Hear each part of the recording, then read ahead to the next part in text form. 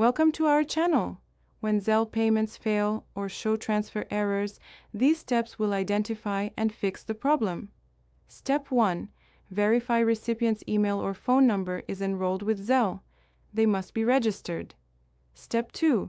Check your daily and monthly transfer limits. Zelle has specific limits per bank. Step 3. Confirm sufficient account balance including the transfer amount and any fees. Step 4. Ensure your bank supports Zelle. Not all banks and credit unions participate.